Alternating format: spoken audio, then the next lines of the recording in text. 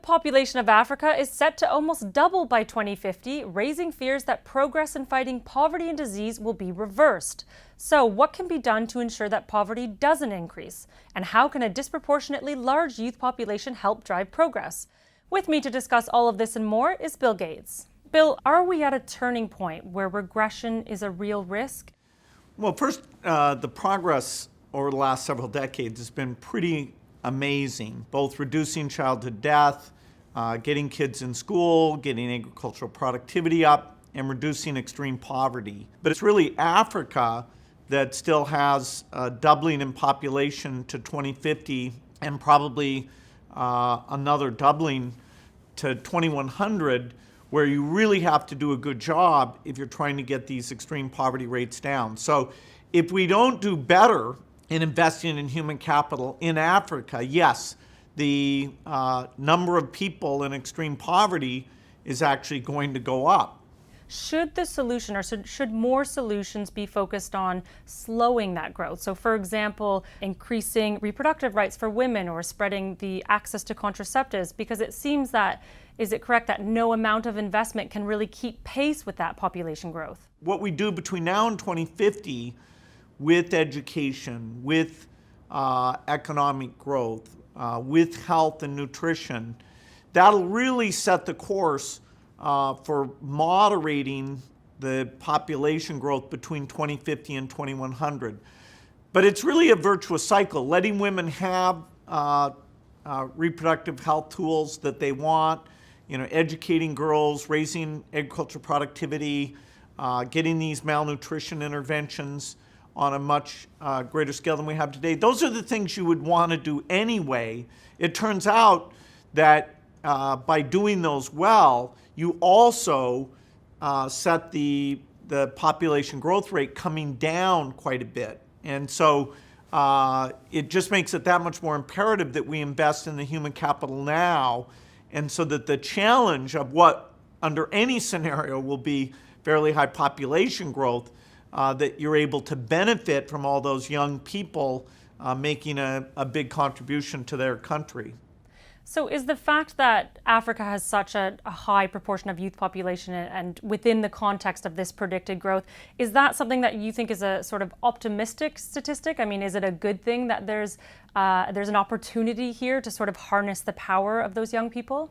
It's both an opportunity and a challenge, because the capacity to run the health systems well, to get the education system to have not only high attendance but good learning outcomes as well, that's not going to be easy. If we don't make these investments, that youth bulge will be a huge challenge, because they won't have the development, they won't have the economic opportunity that they deserve. So it's potentially an asset, but if we don't invest right, it could even be a liability. Let's talk about digital technology for a minute. We know that more people than ever before are connected, more people than ever before have bank accounts. Those are both positives. But what would you say are the biggest opportunities in digital technology in terms of fighting poverty and disease? Yeah, digital innovation is really pervasive. And so whether it's tracking, do you have the vaccines out where they should be, getting feedback from citizens, is the teacher showing up and doing a good job. Digital systems let you achieve a higher quality and really assure, whether it's the domestic taxpayers or the donors, that their money's going to the right things in a way that without digital we couldn't do. I just want to turn back to the U.S. for a minute. Under the current U.S. administration, under President Donald Trump, there's been a lot of threats to cutting the foreign aid budget and even withholding funding from UN agencies. Is it damaging, that kind of rhetoric that exists right now?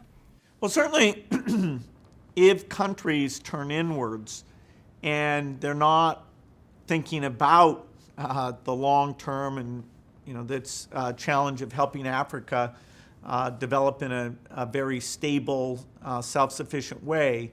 If you think that helping other countries over time is not beneficial, then that's going to be turning back on this model of helping out the poorest. And so when those recommendations in the U.S. to cut the foreign aid budget that came out of the executive branch were put forward, we certainly, our foundation was talking with Congress about what we've seen, that foreign aid is working super well, whether it's malaria, HIV, and so many different areas. And it was very pleasing that the Congress, on a very bipartisan basis, chose to maintain these commitments that are so critical. So foreign aid has stayed flat.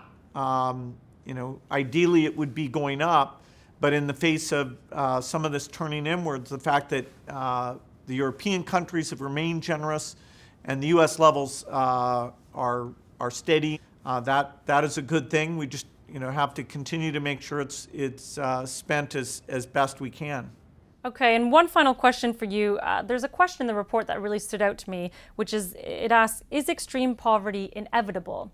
Could you summarize what it will take to ensure that poverty is not inevitable? We know what works. Human capital, agricultural sector, taking advantage of innovation, whether that's new seeds, new vaccines, or the digital platform. It's clear if we make the right investments to help these countries, they can get virtually all their citizens out of extreme poverty.